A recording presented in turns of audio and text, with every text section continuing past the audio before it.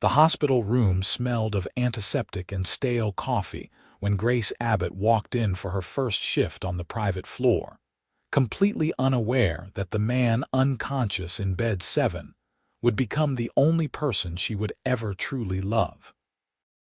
She adjusted her scrubs and checked the chart outside his door.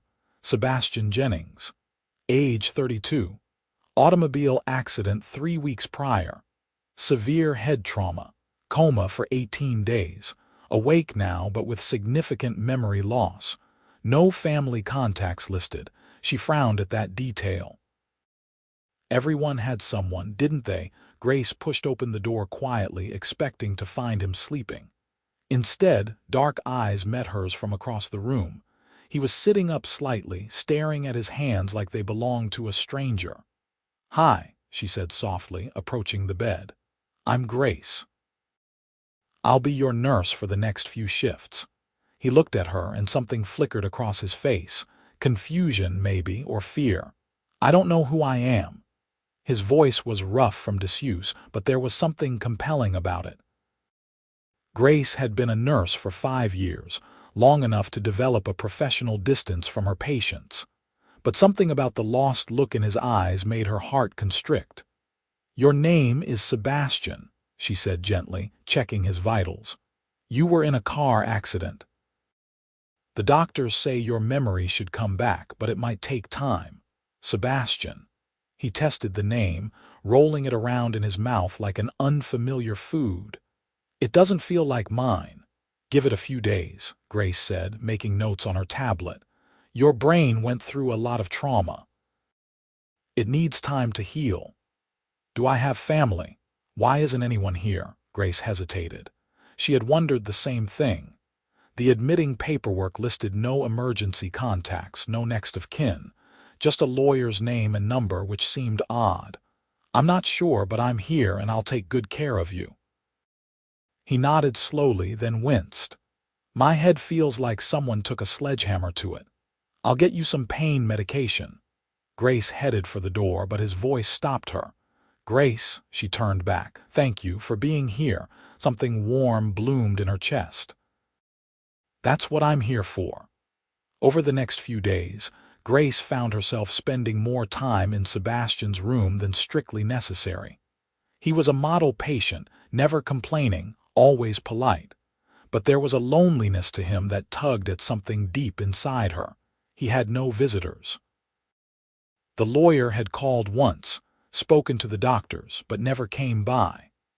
Grace couldn't imagine what that must feel like, waking up in a hospital with no memories and no one who cared enough to sit by your bedside. So she sat with him during her breaks, bringing him books from the hospital library, telling him about the world outside his window. He listened with an intensity that made her self-conscious at first, but gradually she relaxed into it. "Tell me about you," he said one afternoon while she was checking his stitches. "I don't remember anything about my life, but I can hear about yours." Grace laughed. "My life is incredibly boring compared to most people's. I wake up, come to work, go home, sleep, repeat. But what do you like?" "What makes you happy?" She thought about it. "Thunderstorms, old movies, my grandmother's lasagna recipe, the way the city looks at dawn when I'm driving to work and most people are still asleep. Those don't sound boring." His eyes were fixed on her face. "They sound real." Heat crept up her neck. She wasn't used to being looked at like that, like every word she said mattered. "What about you? Is anything coming back?" His expression clouded. "Flashes. Nothing that makes sense. Numbers mostly, meetings, stress. I think I worked a lot." "That's good," Grace encouraged. "The memories are there. They just need time to resurface." But as the days passed, Grace found herself hoping guiltily that they wouldn't. Not yet. Because the man in this hospital bed, vulnerable and lost, was someone she was growing dangerously attached to. And she had a feeling that the Sebastian from before, whoever he had been, was someone very different. 2 weeks into his recovery, Sebastian was cleared for short walks around the floor. Grace accompanied him, partly because it was her job and partly because she wanted to. They walked slowly, his hand occasionally gripping her arm for balance. "You think I was a good person?" he asked suddenly. "Before. Why would you think you weren't? No one has come to see me, not one person. What kind of life does someone lead where no one cares if they almost die?" Grace didn't have an answer for that. She had wondered the same thing. Maybe you were just very private, or maybe you were so focused on work that you didn't have time for relationships. That sounds lonely. It does, she agreed quietly. He stopped walking and turned to face her. They were in the hallway near a large window, afternoon sunlight streaming through. "I don't want to be that person anymore. When I get out of here, I want to be different." "You can be whoever you want to be," Grace said. "In a way, you're getting a fresh start. Will you be part of it?" The question came out soft, almost shy. My fresh start, Grace's breath caught. This was dangerous territory. He was her patient. There were rules, boundaries that existed for good reasons. But when she looked into his eyes, all she could think about was yes. "Let's focus on getting you better first," she said, but she was smiling. That night, Grace lay in bed in her small apartment and stared at the ceiling, thinking about Sebastian. This was foolish. She barely knew him. He didn't even know himself, but her heart didn't seem to care about logic. The next morning, she arrived at work to find Sebastian's room in chaos. He was sitting on the edge of his bed, pale and shaking, while Dr. Morrison stood nearby with a tablet.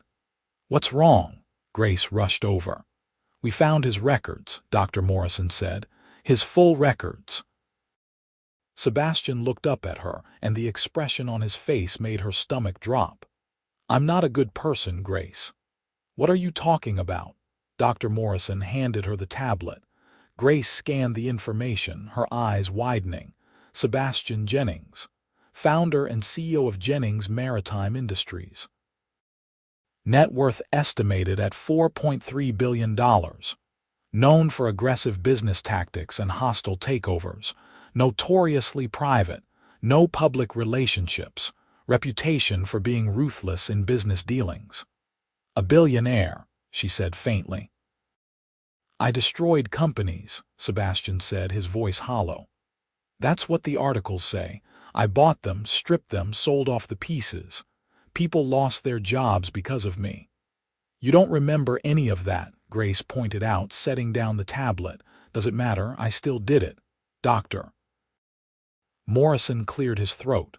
"The lawyer is on his way. Apparently, your company has been in chaos without you. There are people who need to speak with you about urgent matters." Sebastian looked at Grace, and she saw fear in his eyes. "I don't want to go back to that." But he didn't have a choice. Within hours, the hospital room was filled with men in expensive suits, all talking at once about quarterly reports and board meetings and decisions that couldn't wait. Grace was pushed to the periphery, just another nurse doing her job. She watched Sebastian's face as they bombarded him with information. He looked overwhelmed, lost.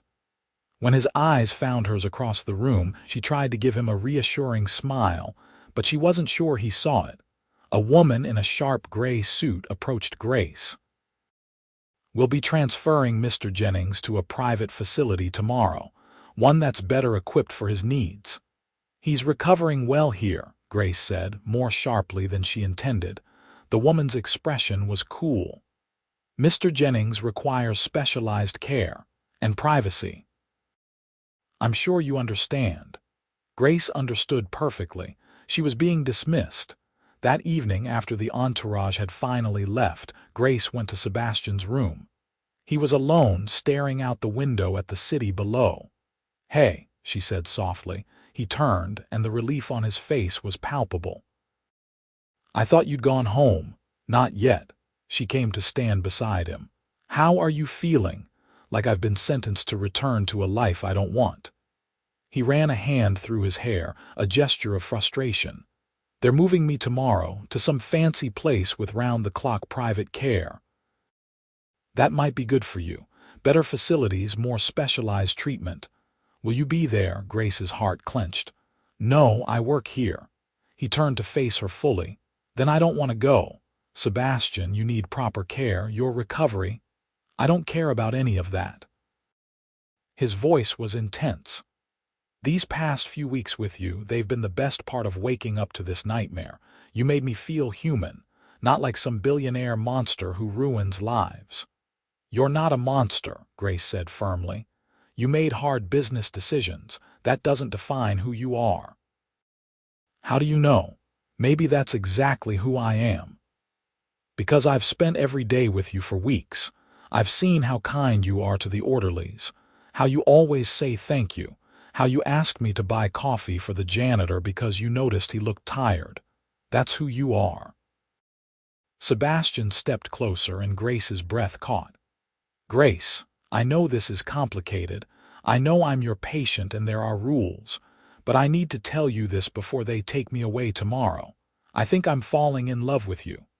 The words hung in the air between them. Grace knew she should step back, should maintain her professional distance. But instead, she reached up and touched his face gently. I think I'm falling in love with you too, she whispered. He pulled her into his arms and Grace let herself sink into the embrace. It felt right, despite everything. Despite the rules, despite his billions, despite the impossible situation they were in, they stood like that for a long time, neither wanting to let go. Finally, Grace pulled back slightly. When you get your memory back, you might not feel the same way, she said. The Sebastian you were before, he might be very different. I don't want to be him, Sebastian said fiercely.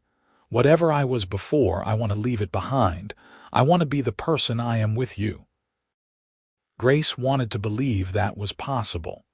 But she had seen enough of the world to know that the past had a way of catching up with people. The next morning, Grace wasn't scheduled to work, but she came in anyway to say goodbye. Sebastian was already dressed in expensive clothes that someone had brought, looking uncomfortable in the designer shirt and slacks. This feels like a costume, he said when he saw her. Grace managed a smile. You look very handsome. I'd rather be in a hospital gown if it meant staying here with you. They had only a few minutes before the transport team arrived. Grace pressed a piece of paper into his hand. My number, she said. Call me when you're settled. We'll figure this out. He pulled her close, kissing her forehead. I will, I promise. Then he was gone, swept away in a flurry of efficiency by people who worked for him. Grace stood in the empty hospital room feeling like something precious had just been ripped away from her. For 2 days, her phone stayed silent. Grace tried to tell herself it was fine, that he was busy adjusting to his new facility. But doubt crept in. Maybe now that he was back in his world, surrounded by wealth and power, a simple nurse didn't seem so appealing anymore. On the 3rd day, she got a call from an unknown number. Her heart leaped as she answered. Grace Abbott. The voice was female, professional. Yes. This is Jennifer Young, Mr. Jennings's executive assistant. Mr. Jennings has requested that I inform you he's unable to take personal calls during his recovery. He thanks you for your care during his hospital stay and wishes you well. The words hit like a physical blow. I'd like to speak to Sebastian directly, please. That won't be possible. Have a good day, Miss Abbott. The line went dead. Grace stared at her phone, stunned. It didn't make sense. The way Sebastian had looked at her, the things he had said, they had been real. She was certain of it, unless his memory had come back. Unless he had remembered who he was and decided that a relationship with his former nurse was an embarrassment he didn't need. Grace tried to call the number back, but it went straight to voicemail. She tried the private facility where he had been transferred, but they wouldn't put her through. Patient privacy, they said. After a week of dead ends, Grace forced herself to accept reality. Whatever she and Sebastian had shared in that hospital room, it was over. He had moved on back to his billionaire life, and she needed to do the same. but moving on proved harder than she expected. Every day at work, she found herself glancing at the room that had been his. She went through the motions of caring for her patients, but her heart wasn't in it the way it had been before. Her best friend, Lucy, a fellow nurse, finally confronted her. "You need to snap out of this. So you fell for a patient. It happens. But he's gone and you're here and life goes on." "I know," Grace said. "I just thought what we had was real. Maybe it was, maybe it wasn't. But either way, you can't put your life on hold for a man who won't even take your calls." Lucy was right. Grace knew she was right. So she threw herself into work, picked up extra shifts, tried to fill the emptiness with exhaustion. It helped, a little. 2 months passed. Grace was starting to feel almost normal again when she got news that made her blood run cold. Her grandmother, the woman who had raised her after her parents died, had suffered a stroke. Grace rushed to the hospital, her own hospital, and spent 3 agonizing days by her grandmother's bedside. When her grandmother finally opened her eyes, weak but alive, Grace broke down crying with relief. "I'm fine, sweetheart," her grandmother said, her voice thin. "It takes more than a little stroke to take down Margaret Abbott."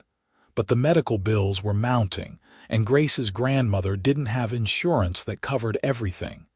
Grace did the math and felt sick. Even with her nurse's salary and her savings, she was going to come up short. Way short. She was sitting in the hospital cafeteria, trying to figure out what to do when Lucy sat down across from her. "I heard about your grandmother. I'm so sorry." "She'll be okay," Grace said, trying to sound optimistic. "We'll figure out the money somehow." Lucy hesitated, then said, "I shouldn't tell you this, but I saw something on the news yesterday about your billionaire." Grace's head snapped up. "What about him?" "He's back. Running his company again.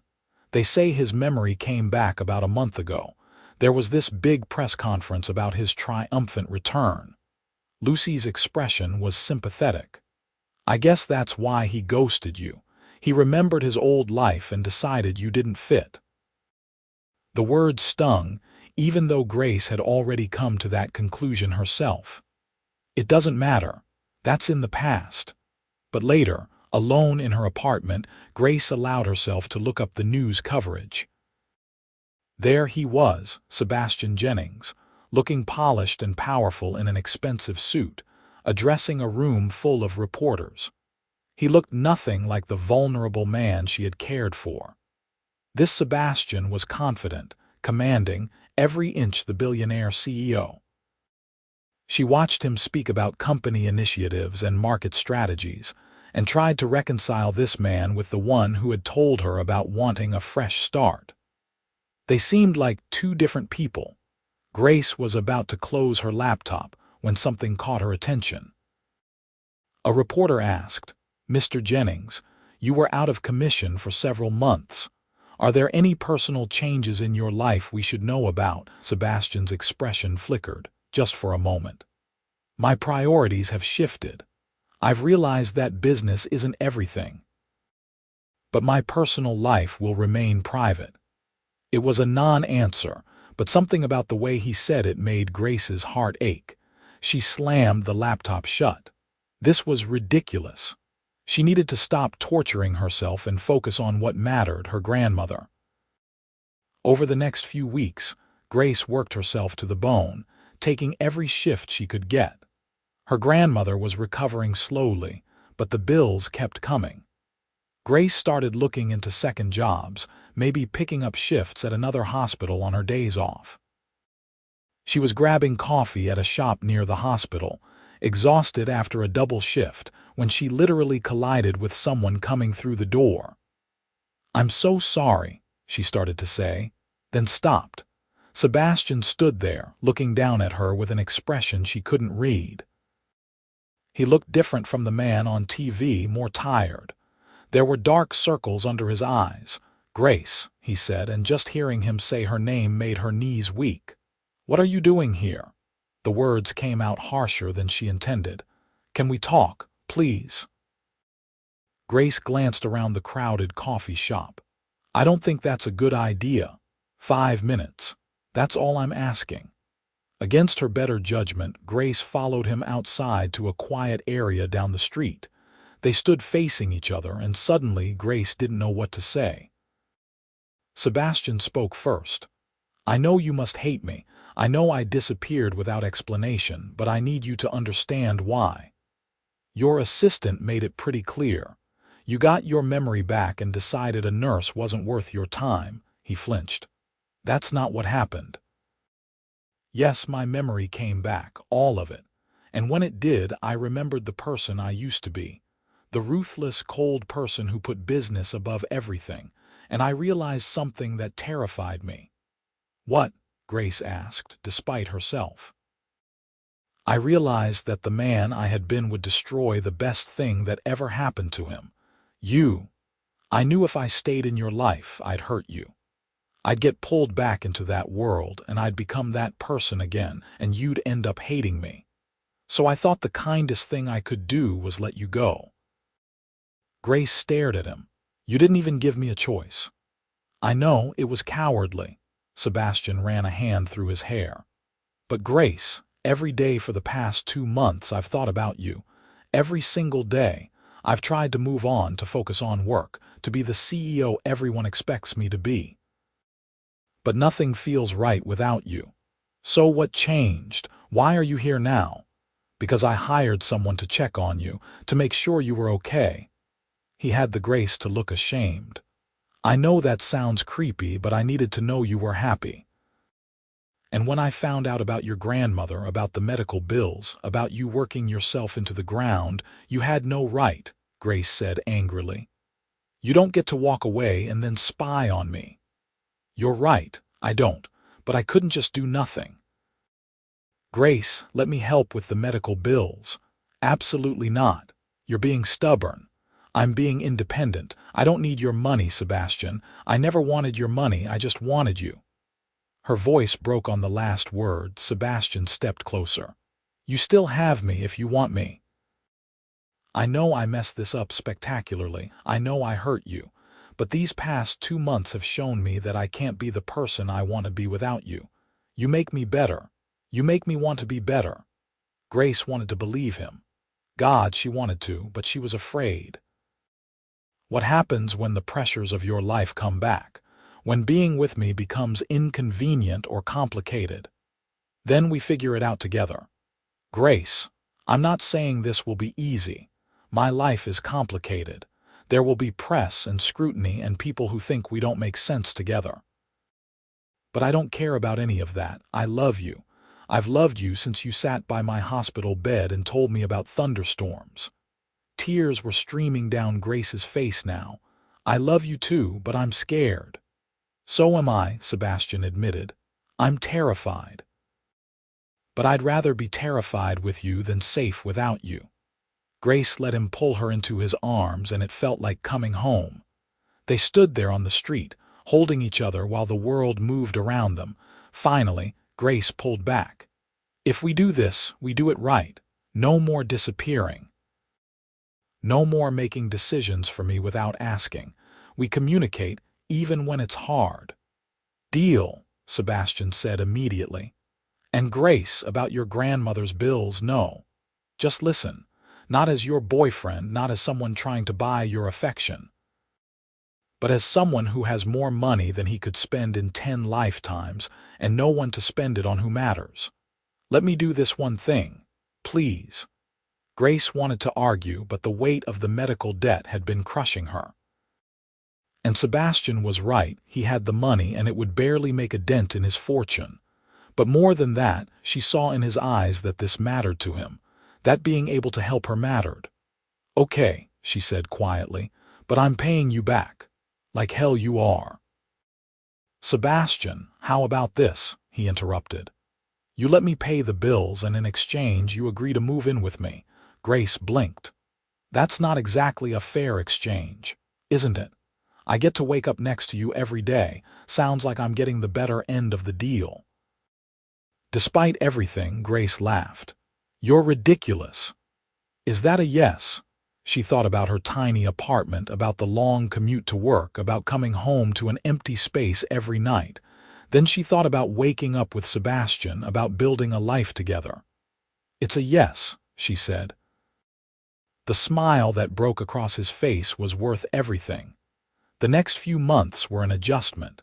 Moving into Sebastian's penthouse was surreal. Grace kept expecting to wake up and find it had all been a dream. But every morning, there was Sebastian, usually awake before her, watching her with a soft expression that made her heart melt. He had been right about the complications. The press found out about their relationship within a week, and suddenly, Grace was being photographed every time she left the building.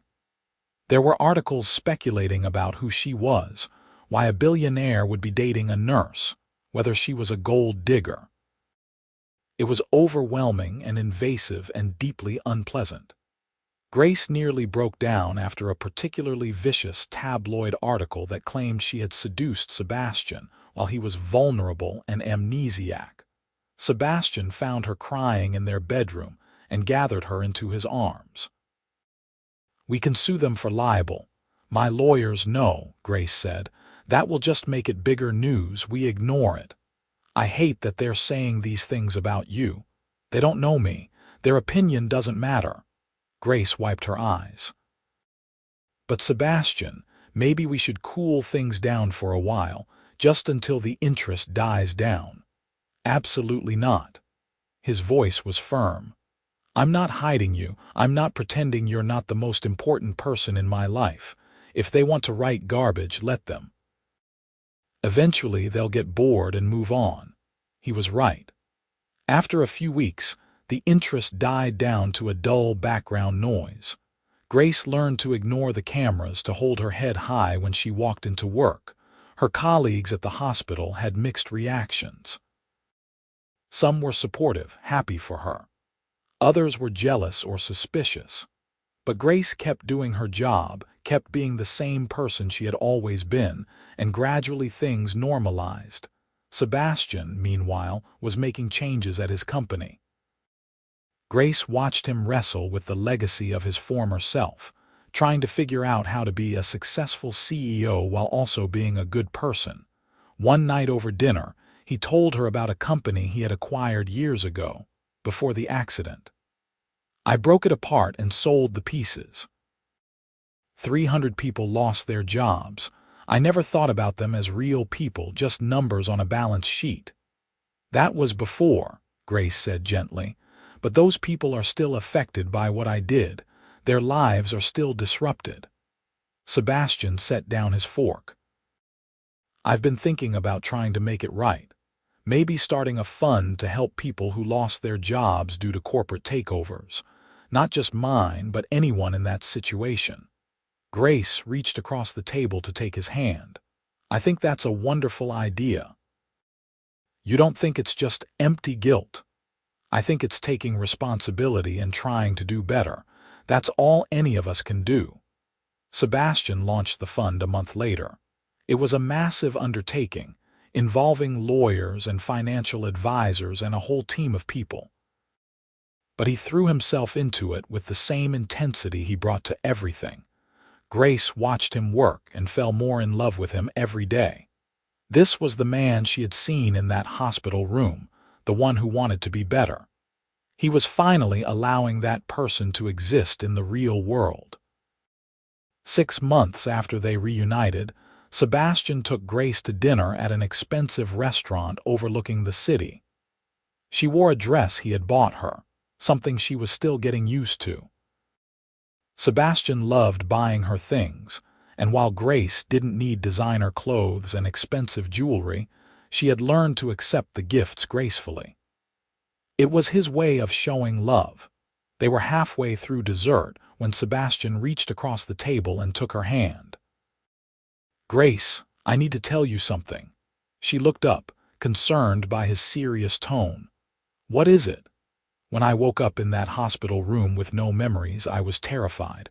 Everything was blank, and I had no idea who I was or what kind of person I had been. But then you walked in, and for the first time I felt safe. You were this bright spot in all the darkness. Grace squeezed his hand. Sebastian, let me finish, he said with a slight smile. These past 6 months with you have been the happiest of my life. Both lives, actually, if we're counting pre- and post-accident. You've made me want to be the best version of myself. You've shown me what really matters, and I don't want to spend another day without you being my partner in every sense of the word. He pulled a small box from his pocket and opened it. Inside was a ring, elegant and simple, with a single diamond that caught the light. Grace Abbott, will you marry me? Grace's eyes filled with tears. This man, this complicated, wonderful man who had crashed into her life and turned everything upside down, was asking her to spend forever with him. Yes, she whispered. Yes, absolutely yes. Sebastian slipped the ring onto her finger, then pulled her up and into his arms, kissing her while the other diners applauded. Grace laughed against his lips, deliriously happy. They were married 3 months later in a small ceremony with just close friends and family. Grace's grandmother, fully recovered now, cried through the entire thing. Sebastian's side was less populated. He was still rebuilding relationships he had neglected in his former life, but the people who came were genuine friends. Lucy was Grace's maid of honor, and she whispered right before Grace walked down the aisle. I take back everything I said about moving on. This is your fairy tale. Grace looked at Sebastian waiting for her at the altar, his eyes bright with emotion, and thought maybe it was. Not because he was a billionaire, not because of the money or the penthouse or any of that, but because he was her person, the one who made her feel whole. The reception was elegant but warm, more focused on celebrating than impressing anyone. Grace danced with her grandmother, with Lucy, and most of all with her new husband. Sebastian held her close as they swayed to the music and whispered in her ear, I love you, Mrs. Jennings. I love you too, Grace said, but I'm keeping Abbott at work. Some of my patients still don't know I married the billionaire their tax dollars aren't subsidizing. Sebastian laughed. Whatever makes you happy. Their first year of marriage was an adventure. Sebastian cut back his hours at work, delegating more and trusting his team. He wanted to spend time with Grace, to actually live life instead of just working through it. They traveled together, quick weekend trips when Grace could get time off. They cooked dinner together in their gleaming kitchen, usually making a mess and laughing about it. They fell into routines and inside jokes and all the small intimacies that make a marriage. Grace continued working at the hospital. Sebastian had offered multiple times to support her if she wanted to quit, but she loved her job.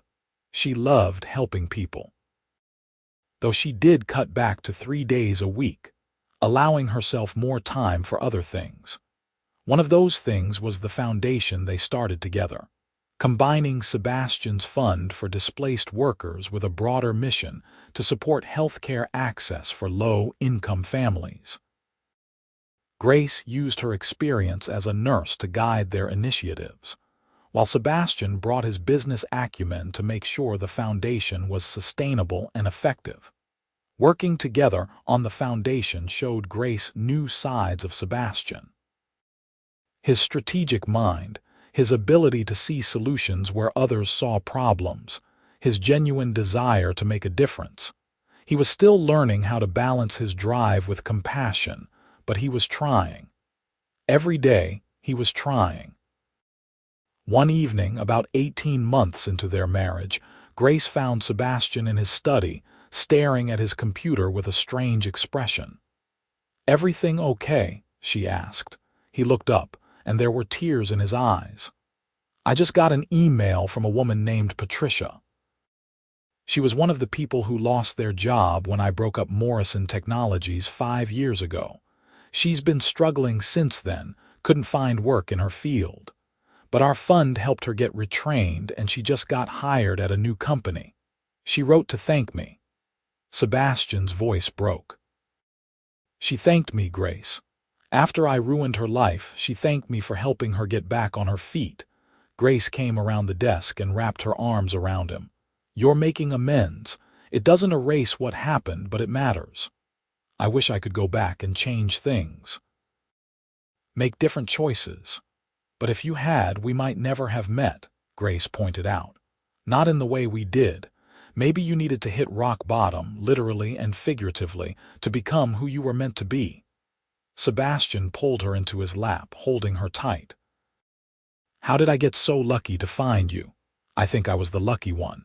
You made my life so much bigger and more interesting. Bigger and more interesting. That's what you're going with. He was smiling now, teasing. Would you prefer I wax poetic about your smoldering eyes and chiseled jaw? Yes, actually.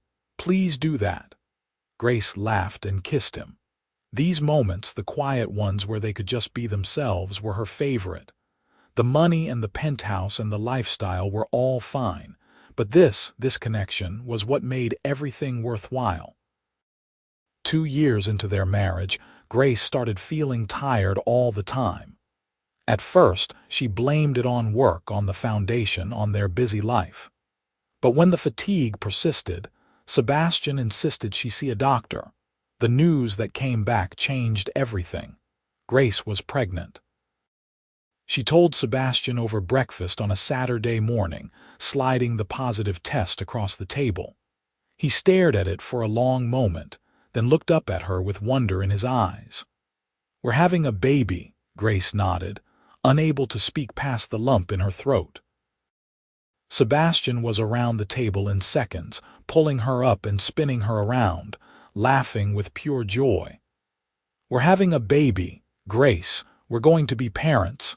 His excitement was contagious.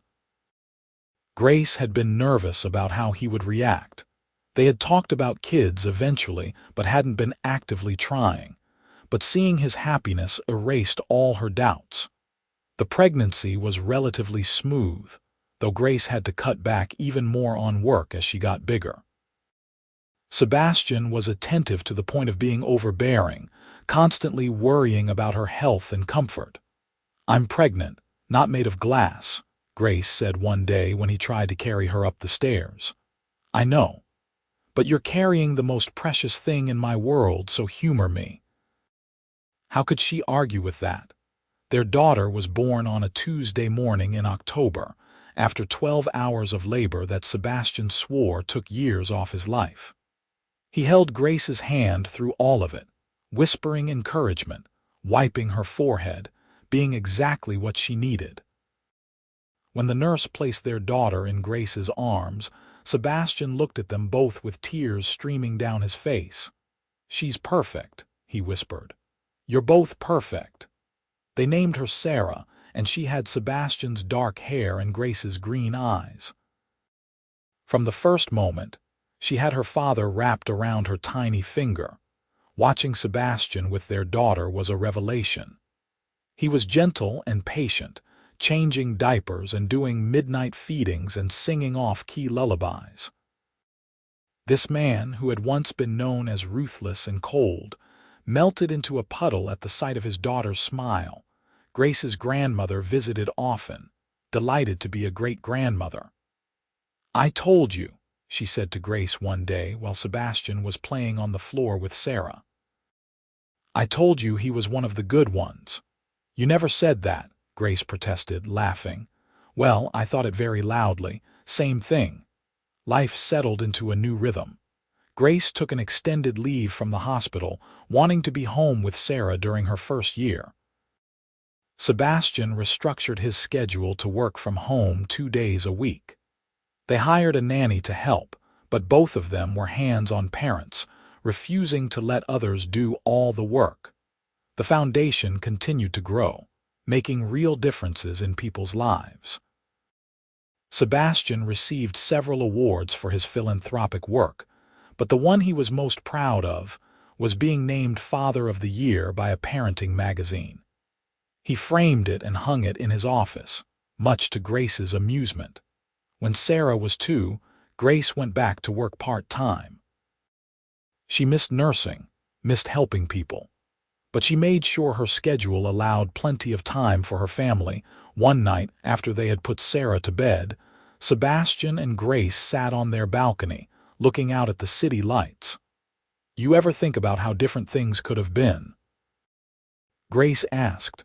"If you had never gotten in that accident," Sebastian considered the question. "Sometimes. But honestly, I think I would have self-destructed eventually. I was so focused on success, on accumulation, that I had forgotten what it meant to actually live. The accident forced me to stop and reevaluate." "So you're saying I should be grateful for the traumatic brain injury?" He smiled. "Maybe not grateful for it, but grateful for what came after, for finding you, for building this life." He took her hand. "I was telling the truth in that hospital room, you know. When I said I wanted to be different, you gave me the chance to actually do it." Grace leaned her head on his shoulder. "We gave each other that chance. I was so stuck before I met you, going through the motions, not really living either. You opened up my world. We're quite the pair," Sebastian said. "Two people who needed saving, who saved each other instead." They sat in comfortable silence, watching the city. After a while, Sarah's voice came through the baby monitor, calling for water. "I'll go," Grace said, standing up. "I'll come with you," Sebastian said, because he always did. They walked together to their daughter's room, partners in this life they had built. It wasn't perfect. They still had arguments and stressful days and moments when they didn't understand each other.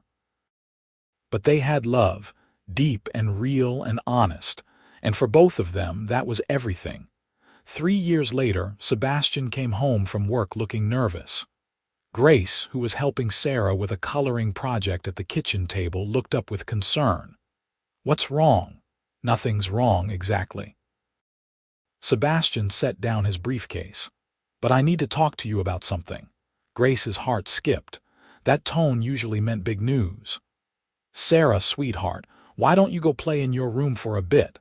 Their daughter, now 5 and precocious as could be, gave them both a knowing look.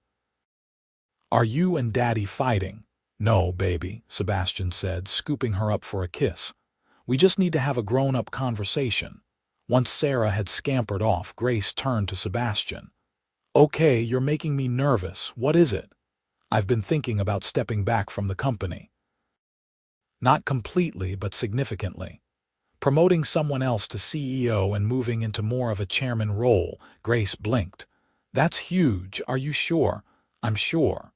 Sebastian sat down across from her. "Grace, I've spent the past 5 years trying to balance everything, the company, the foundation, our family. And I'm tired of feeling like I'm shortchanging everyone. I don't want to miss Sarah's childhood because I'm stuck in board meetings. I don't want to be too exhausted to work on the foundation projects we both care about. And most of all, I don't want to lose time with you." "But the company is your legacy," Grace said. "Everything you built." "Everything I built means nothing compared to what we have built," Sebastian interrupted. "This family, this life, that is my real legacy.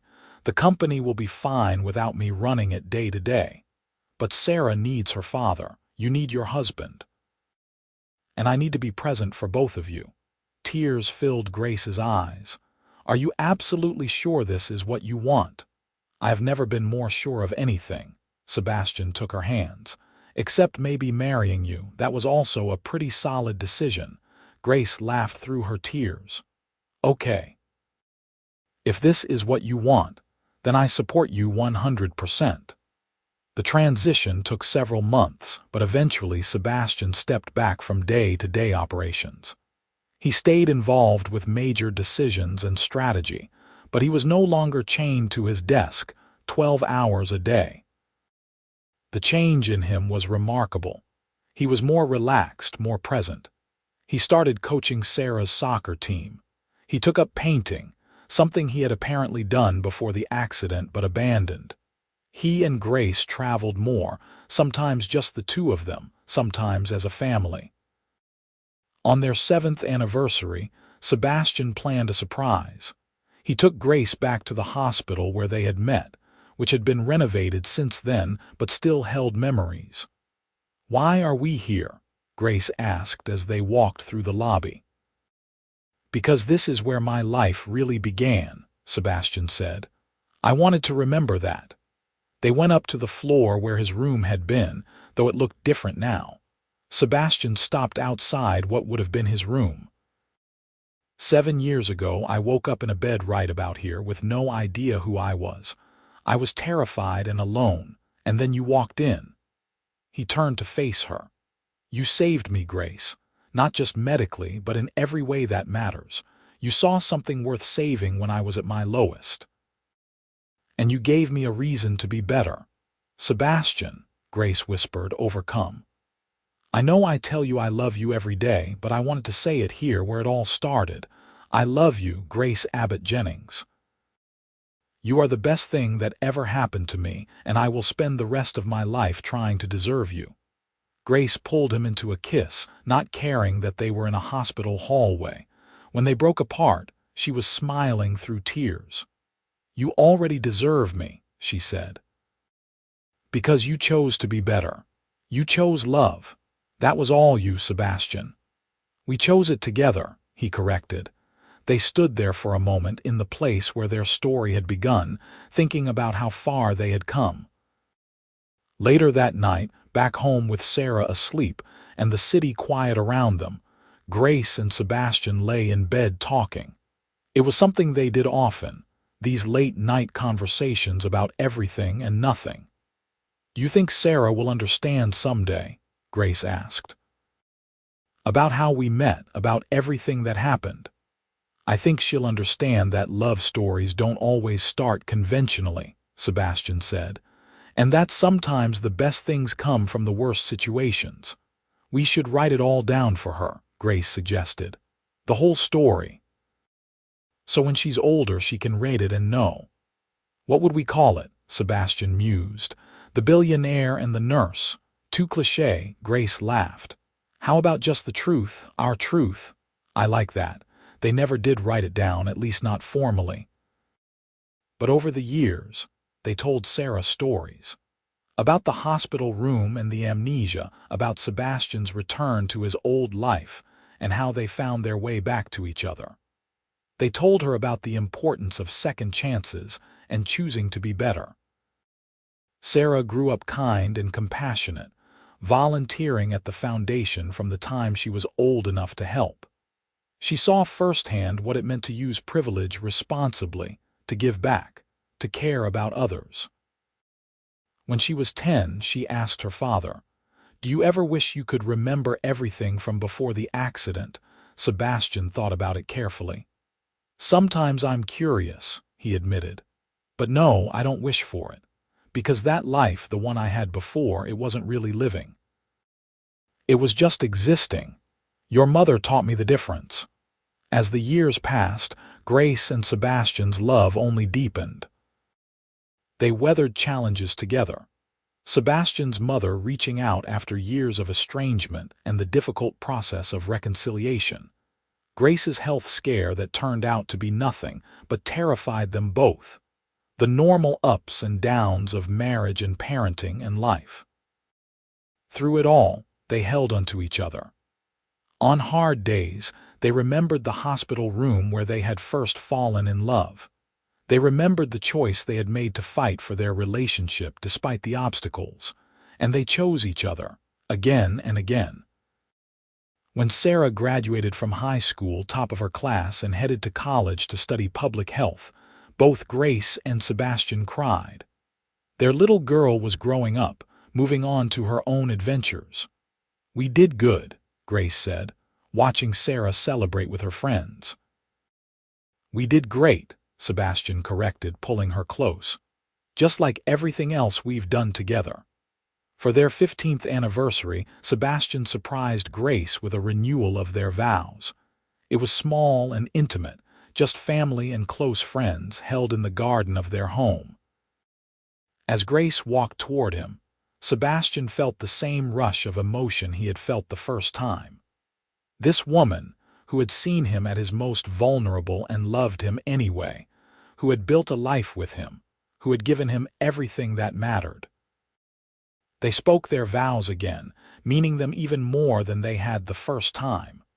Because now they knew what those words really meant. They had lived them, tested them, proven them true. "I love you," Sebastian said when the ceremony was over, his voice thick with emotion. "I will love you until my last breath and beyond."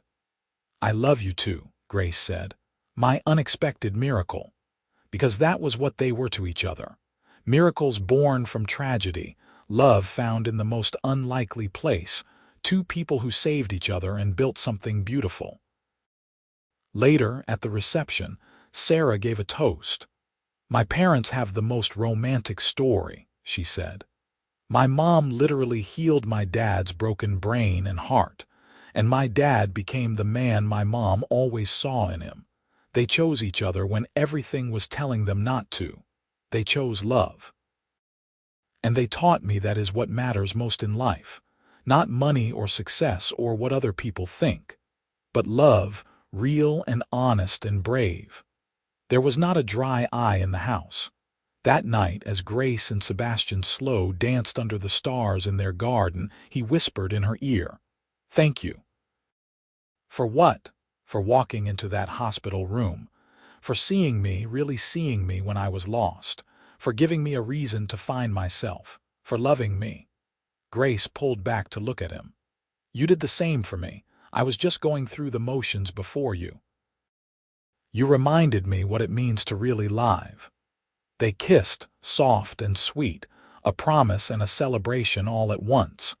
The years continued to pass, each one bringing new joys and challenges.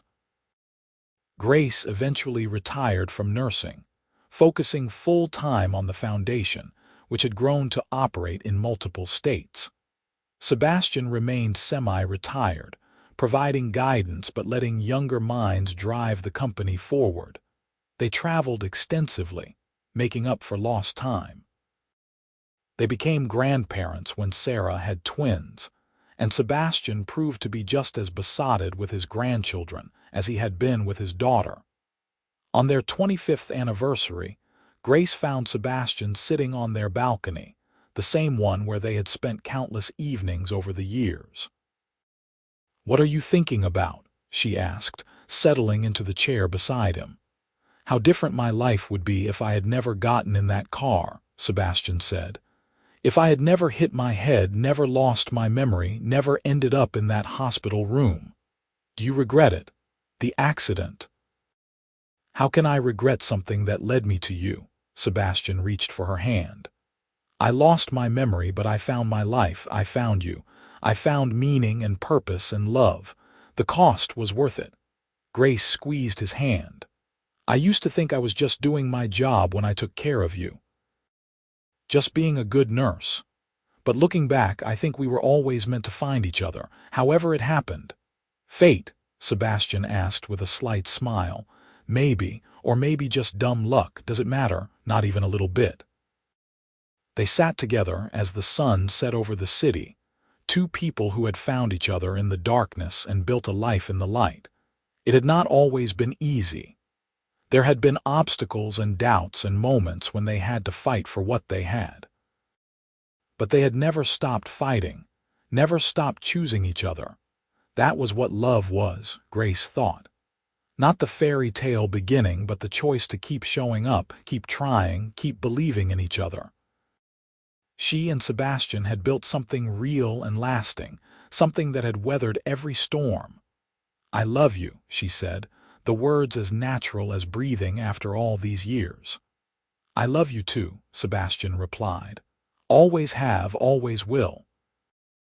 As night fell over the city, Grace and Sebastian remained on their balcony, hands intertwined, hearts entwined, exactly where they were meant to be, together. The foundation of their love, built in a hospital room when one of them had forgotten everything and the other had nothing to offer but compassion, had proven unshakable. They had lost and found each other, and in doing so, had found themselves.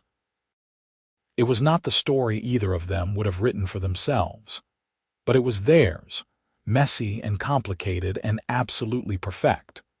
A love story that began with amnesia and ended with forever, proving that sometimes the best things in life come from the most unexpected places. And every day until their last, they chose each other. That was their real happy ending, not the money or the success or any of the external trappings, but the simple, profound truth that they had found in each other a home, a partner, a love that endured.